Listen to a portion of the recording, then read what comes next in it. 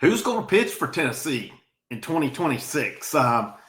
7 more Tennessee pitchers enter the portal today. Is it time for panic? Is it a planned move? And we'll discuss it here in a minute. Make sure you hit the like, the share, the subscribe. It is free to subscribe. Thank you for the support along the way. Frank Rock, House of Orange coming at you. 7 pitchers hit the portal again today. That brings the total pitchers of 16. 19 players total from Tennessee have hit the portal so far. So let's dive into this one today. And, let's talk about who hit the portal. Of course, the main guy out of it was Michael Sharman. Now, here's an interesting note before I get into it. Of the 7 guys who pitched or who hit the portal today, all of them pitchers, they combined to get 1 out in SEC play this year. Sharman made 3 appearances, only got 1 out during that time. All of his numbers basically came through midweek. He did a pretty good job in that role, but it was kind of the same with he and Austin Breedlove. Good during the week, not so much on the weekends.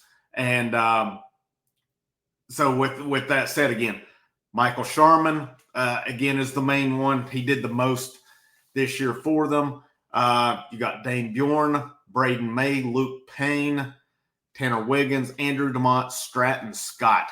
Those guys, combination of course, Sharman, Tanner Wiggins, both JUCO transfers. The other 5 were recruits ranging anywhere from redshirt freshmen to true freshmen in that mix. Now, what that leaves on the team, there are 17. Now, based on my projection, this includes who I think will get drafted off of this team next year. So if I look at that now, and there will be more. There's still a couple pitchers I've heard of that I've not seen in the portal that I feel will probably be in there at some point. So let's look at this roster here real quick. All right, so if I go down the line here, I'm going to break down pretty much every guy as quick as I can here. Curly draft, no doubt about it. Antigua coming back, at least as of now, and I hope he does. Marin will be back. Cannon Peebles, I feel like, will be drafted. Switch hitting catcher, I don't see. And the fact that Tennessee went out and got Garrett Wright, even though Garrett Wright is going to be a utility guy, I think they feel pretty comfortable in feeling that Cannon Peebles will get drafted.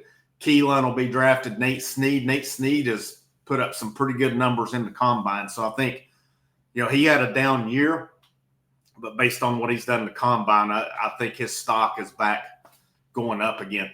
Abernathy will be back. Inslee, of course, out of eligibility. Newstrom will be back. Fisher, Doyle, both guys, of course, will be early round picks. I still feel pretty comfortable in saying Reese Chapman will get drafted and that he won't be back.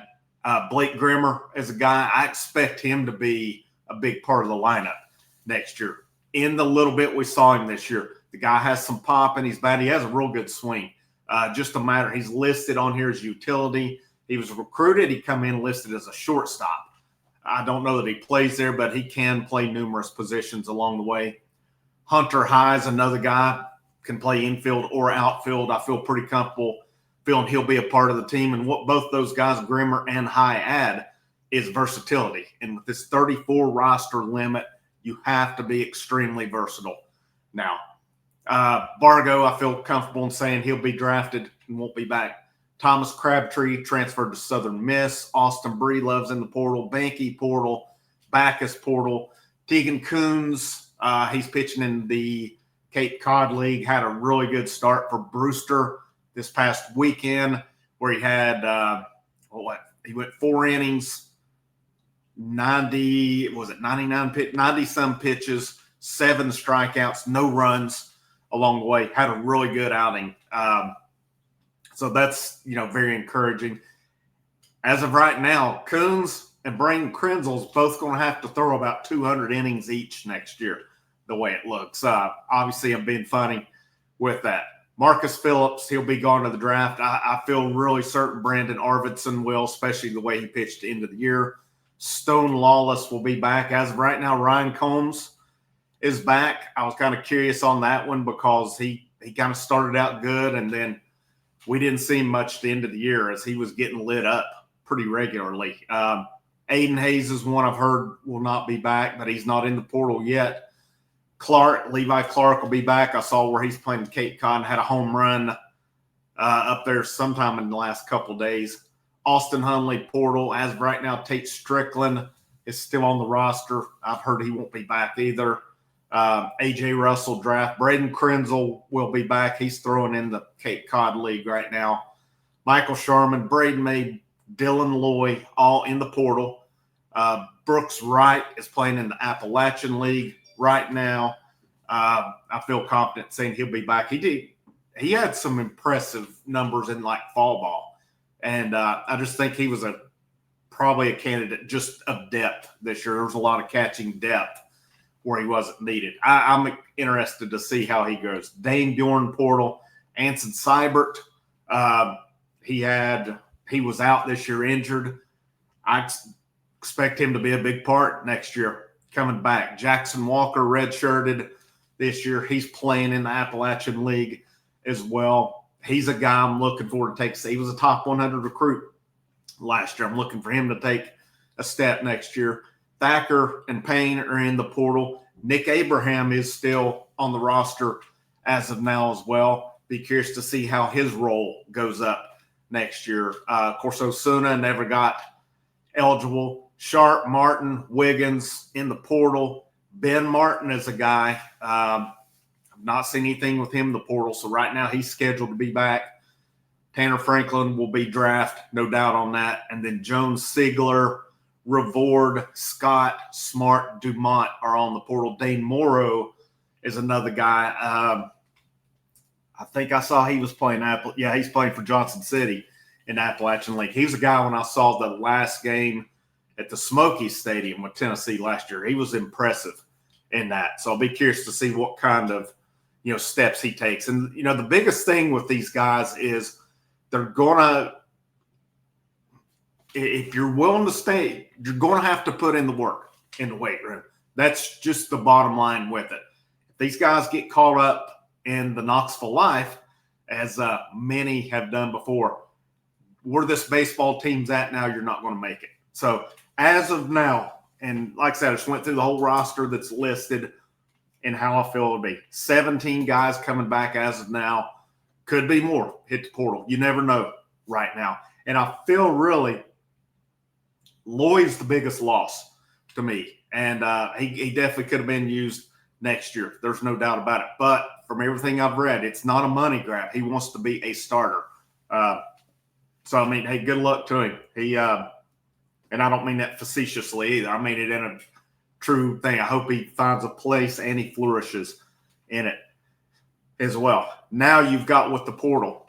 The portal is, based on who Tennessee has gained so far as well. You've got to look at that and take that into account. Clay Edmondson, Mason Estrada, both portal guys, draft risks. I'll be surprised if Edmondson makes it in. If he gets drafted, he has no more leverage after this year.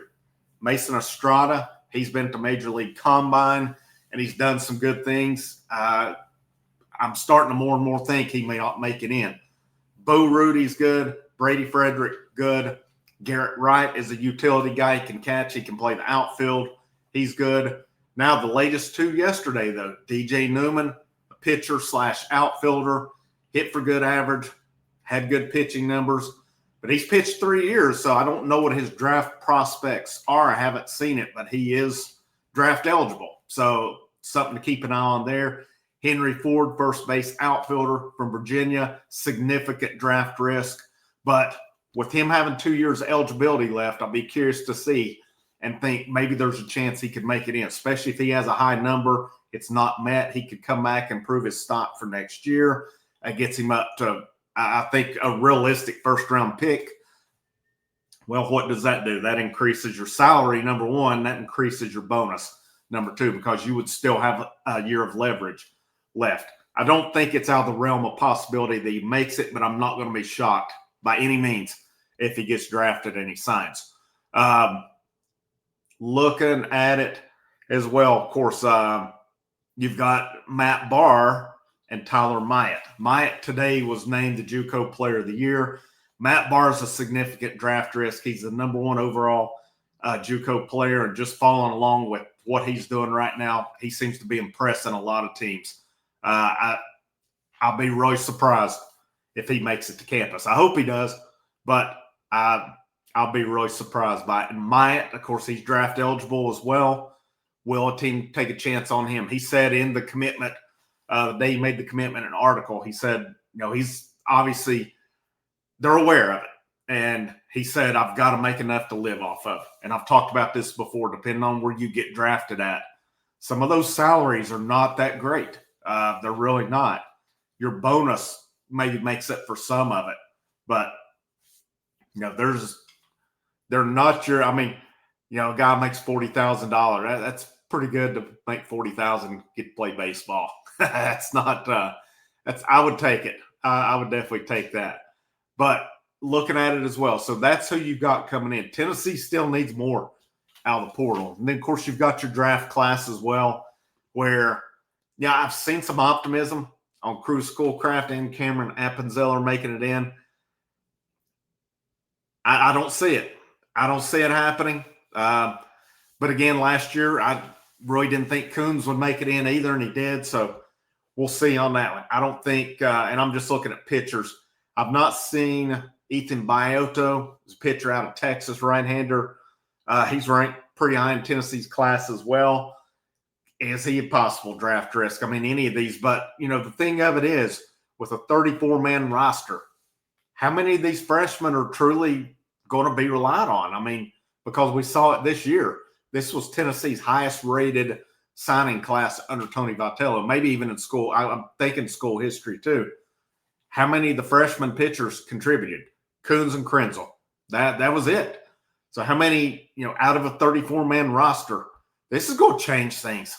And I think I'll be curious to see. College baseball does have parity to an extent. SEC still king, 6 national championships in a row.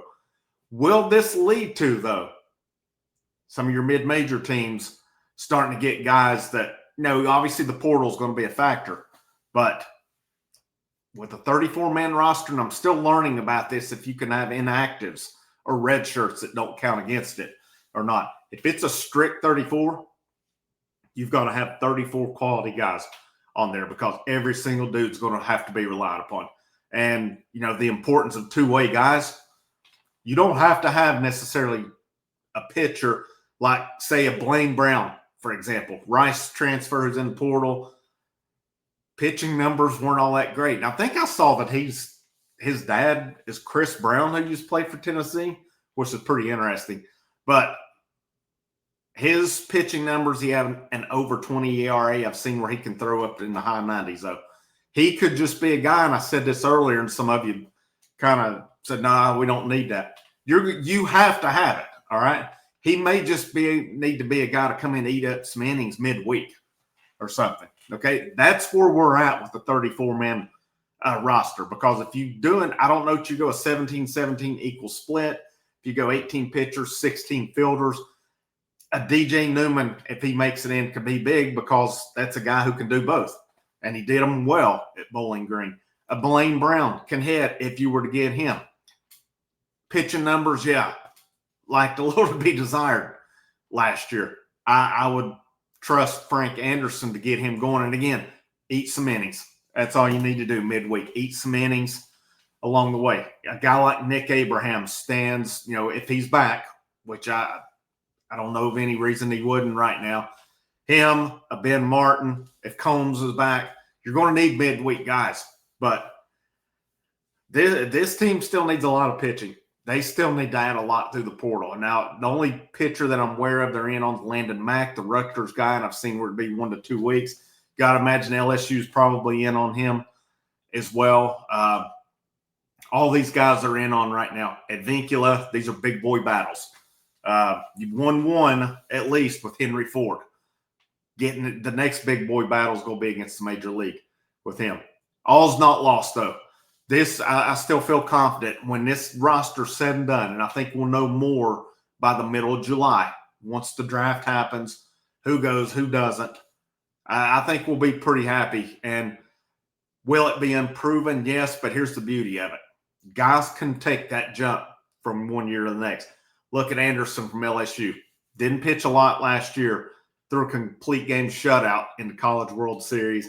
Going to be probably a top 5 pick next year. You can go from little used to top 5 pick in a year. It happens frequently. But that's where we're at now. Hopefully we'll get some good news going forward. And it'd be interesting to see how they continue to build this roster. Like, share, subscribe. Thanks for tuning in. This is Frank. This is the House of Orange. I'll see you when I see you.